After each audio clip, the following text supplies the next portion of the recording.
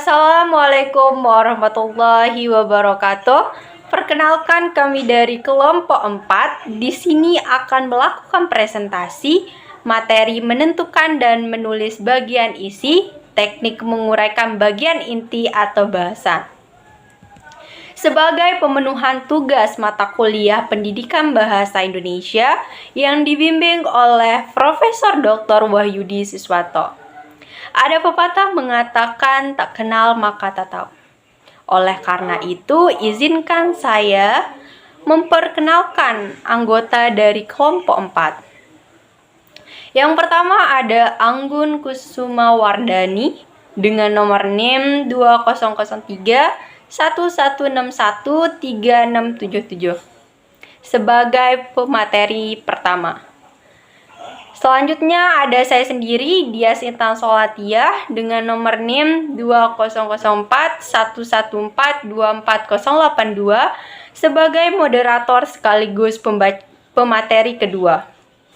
Dan yang terakhir ada Nining Wahyu Lestari dengan nomor NIM 2004 1362 3217 sebagai pemateri terakhir. Untuk mempersingkat waktu, saya persilakan kepada pemateri pertama yaitu Saudari Anggun Kusuma Wardani untuk menyampaikan materinya. Bagian yang pertama yaitu pengertian bagian inti. Bagian inti atau bahasan merupakan bagian yang paling penting dari sebuah makalah maupun artikel. Bahasan berisi uraian pokok dari permasalahan yang akan kita bahas. Bagian pembahasan harus sesuai dengan latar belakang, rumusan masalah, dan tujuan membuat makalah. Biasanya, pembahasan mencakup tentang landasan teori, uraian materi, solusi, dan penyelesaian dari suatu permasalahan.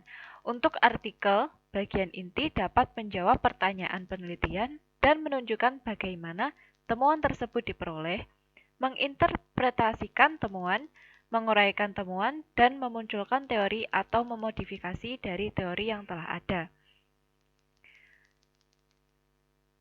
Untuk yang selanjutnya yaitu ciri-ciri bagian inti atau bahasan. Ada 3 ciri-ciri di sini. Untuk yang pertama, jumlah bagian dalam bahasan bergantung pada jumlah rumusan masalah. Kemudian yang kedua, subjudul pada bagian bahasan dapat dirinci lagi menjadi beberapa bagian bergantung pada kebutuhan penulis. Bahasan yang baik menyajikan informasi yang mendalam, tuntas, dan akurat tentang suatu topik.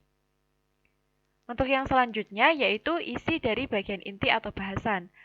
Terdapat 2 topik di sini atau 2 bahasan pokok. Yang pertama yaitu landasan teori. Setiap kajian ilmiah harus memiliki dasar teoritis yang kuat. Sehubungan dengan itu, penulis harus benar-benar teliti menentukan dasar teoritis yang akan mendukung kajian masalah dalam penulisan tersebut. Kemudian, untuk yang kedua yaitu bahasan. Pembahasan berupaya untuk memaparkan informasi atau data yang telah diperoleh. Pembahasan ini menjawab masalah yang telah dirumuskan secara khusus pada bagian rumusan masalah. Untuk yang selanjutnya akan dibahas oleh rekan saya Dias. Waktu dan tempat dipersilahkan. Itu tadi penyampaian materi dari Saudari Anggun Kusuma Wardani. Untuk pemateri selanjutnya adalah saya sendiri. Materi yang kita bahas di sini adalah perbedaan bagian isi atau inti artikel dan makalah. Pada bagian ini kita akan membahas isi atau inti makalah terlebih dahulu. Dalam isi atau inti makalah terdapat teks utama. Teks utama ini berisi uraian pokok dari topik atau pembahasan topik makalah. Teks utama menjelaskan tentang permasalahan penelitian yang dilakukan, metode penelitian, tempat penelitian, sasaran penelitian, serta penjabaran hasil data-data yang diperoleh di lapangan. Data yang diperoleh bisa berupa data kualitatif dan data kuantitatif maupun mixed metode. Jika Maksud saya, jika data diperoleh dengan proses wawancara, maka penulis bisa mencantumkan kutipan hasil pembicaraan dengan orang yang diwawancara atau narasumber. Namun, jika data penelitian berupa data kuantitatif, dapat mencantumkan hasil penelitian berupa daftar tabel berisi angka atau hal-hal yang bersifat numerik. Metode penelitian dapat dilakukan dengan metode survei, wawancara, dan pengamatan serta pengambilan data di lapangan. Isi bagian teks utama sangat bervariasi tergantung topik yang dibahas dalam makalah. Jika dalam makalah terdapat 3 topik, maka pembahasan dalam bagian teks utamanya itu terdiri dari 3 topik. Maksud saya terdiri dari 3 pembahasan. Pembahasan topik beserta subtopiknya dapat dilakukan dengan menata dan merangkai bahan dari jurnal, majalah, laporan penelitian, buku teks, atau bahan yang bersifat faktual empiris. Kita next slide ke contoh bahasan dalam makalah. Ini adalah contoh bahasan dalam makalah. Dalam bahasan terdapat, ini judul makalahnya adalah pembentukan kelompok. Bagaimana pembentukan kelompok yang baik?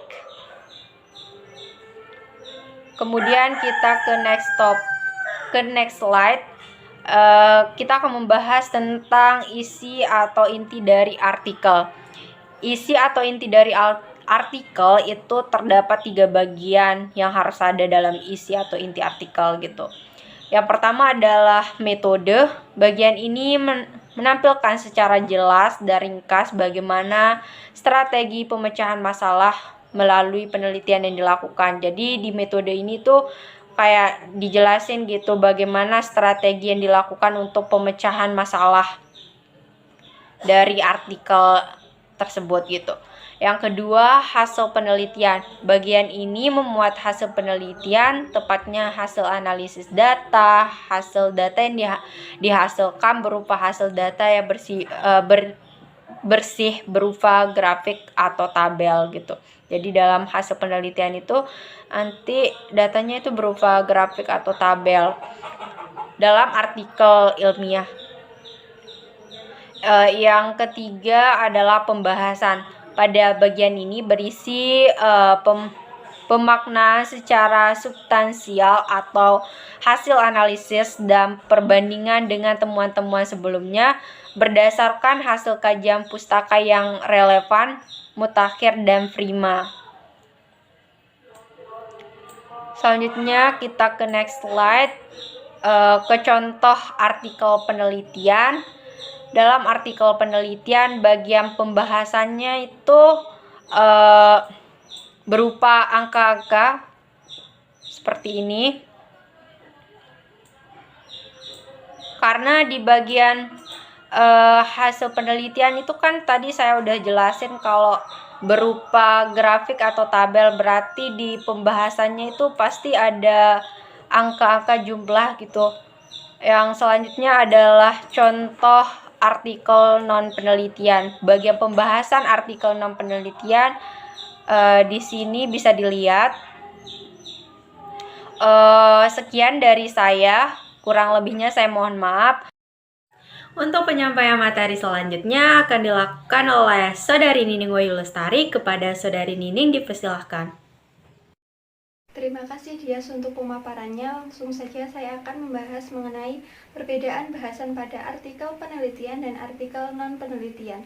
Pada artikel hasil penelitian, rujukan penulisan artikel harus didasarkan pada penelitian yang dilakukan dengan menggunakan metode ilmiah yang telah baku. Sedangkan pada artikel hasil non-penelitian, rujukan tidak perlu didasarkan pada penelitian. Bisa saja berupa analisis pribadi atau lainnya. Banyaknya sebagian juga tidak ditentukan, tergantung kepada kecukupan kebutuhan penulis untuk menyampaikan pikiran-pikirannya. Di antara sifat-sifat artikel yang harus ditampilkan di dalam bagian ini adalah kepuasan argumentatif, analitik, dan kritis dengan sistematika yang runtut dan logis. Sedangkan untuk pembagian isi bahasan meliputi yang pertama uraian yang membahas pemecahan masalah sesuai dengan isi topik. Pembahasan harus sesuai dengan judul dan rumusan masalah yang telah dikemukakan pada bab pertama pendahuluan. Yang kedua, dalam menguraikan pembahasan ini dapat menggunakan bahasa referensi yang resmi. Pembahasan dapat juga dibandingkan dengan literatur atau pustaka yang mendukung isi topik. Yang ketiga, pada dasarnya uraian tersebut adalah untuk menjawab permasalahan dengan alternatif pemecahan masalah. Pembahasan digunakan untuk menjawab permasalahan pada rumusan masalah, yang nantinya akan ditulis di dalam kesimpulan pada bagian penutup. Selanjutnya, untuk syarat-syarat kebahasaan karya ilmiah. Yang pertama, baku. Struktur bahasa yang dipergunakan sesuai dengan kaidah atau aturan bahasa Indonesia yang baku, baik, dan benar.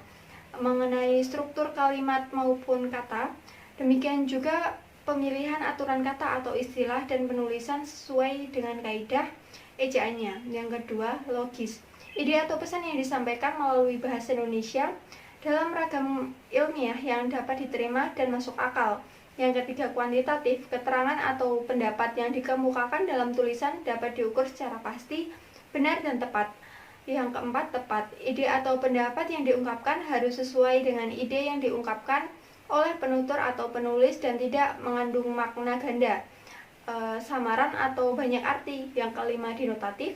Kata yang digunakan dipilih sesuai arti yang sesungguhnya dan tidak melibatkan perasaan karena sifat ilmu itu sebenarnya objektif. Yang keenam, ringkas. Ide dan gagasan diungkapkan dengan kalimat pendek sesuai dengan kebutuhan dan padat dalam arti pemakaian katanya seperlunya, tidak berlebihan dan panjang. Yang terakhir, runtun. Ide diungkapkan secara teratur sesuai dengan urutan dan tingkatnya baik dalam kalimat maupun dalam paragraf yang ditulis. Sekian penjelasan dari saya, kemudian untuk moderator bisa dilanjutkan.